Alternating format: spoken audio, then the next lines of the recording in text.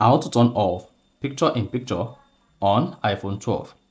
So the picture in picture automatically adjusts your video screen either on video or FaceTime whenever you exit the app screen. So here, if you want to disable this and you don't want the PiP to be active again on your iPhone, then this video is going to walk you through how to do this step by step. So if at the end of this you found this helpful and informative, please don't forget to like and then subscribe. Now to turn off picture in picture on iPhone 12, all you just need to do is go ahead and open the settings app on your iPhone. Once you open the settings app, scroll down and then select general. Now once you select general, I want to scroll down the page, click on picture in picture. Now you can see I have my picture in picture turned on or enabled. Now to turn off the picture in picture, all you just need to do is go ahead and disable this.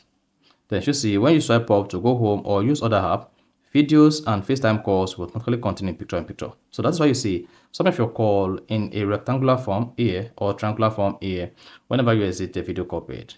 And there you are good to go. So that is basically how to turn off or disable PiP or picture in picture on your iPhone 12. So if you found this helpful and informative, please don't forget to like and then subscribe.